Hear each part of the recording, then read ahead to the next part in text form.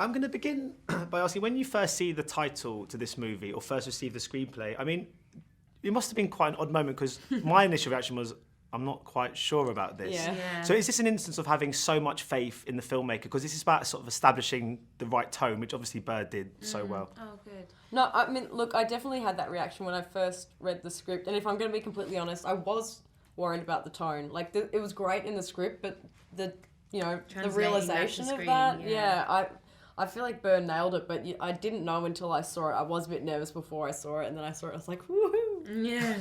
Yeah, and Seth Grahame-Smith's book was a bestseller, but I hadn't heard of it, so I was kind of very shocked by the title and confused. And then the script spoke for itself, though. It really was such a brilliant script. And as soon as I read it, I wanted to be a part of it.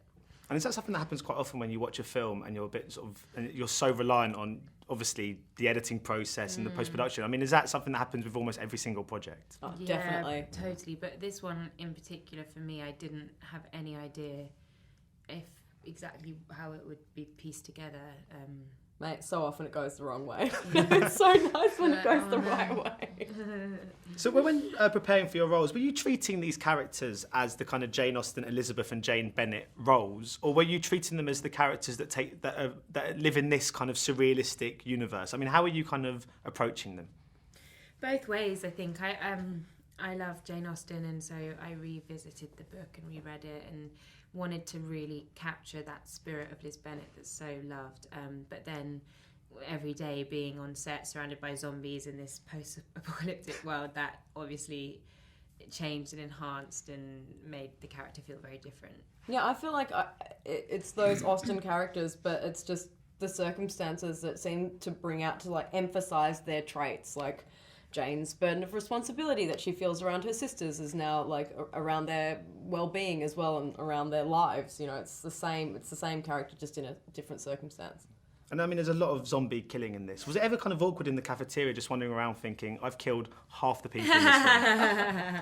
Yeah, and also when we would be, especially in the Meriton Ball, the first fight, all the zombies most of them would be like stunt guys. Yeah. And we didn't have like that long to shoot, you know, like you have on a film set. Sometimes it could be really rushed. And I would be in the cafeteria thinking, I definitely accidentally punched you in the face. I definitely made you in the ribs. Sorry. Like... Because I read you trod on someo's head by accident. Yeah, I know, that's really bad. You shouldn't have. It's funny though. And Lily, I mean, you must be pretty excited because obviously Baby Driver with Edgar Wright is one you've got coming up. And with Downton, War and Peace, and obviously this, I mean, you've been in a few kind of period kind of pieces of late. You must be quite looking forward to speaking in a more normal, modern dialogue and wearing kind of slightly more comfortable clothes. Yeah, I can't wait. I literally can't wait.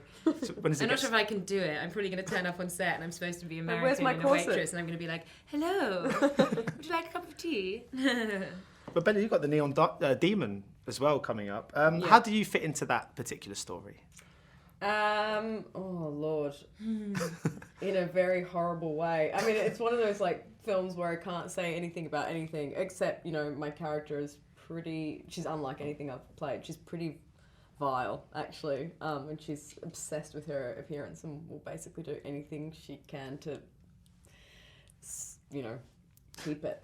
Sounds amazing. A vile character in a Nicholas Winding Refn film. Yeah. Who would afford it?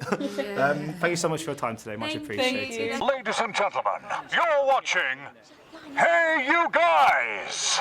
Hey You Guys, huh? Hey, you guys. Is that from the Goonies? It is indeed, yeah. Nice. Hey!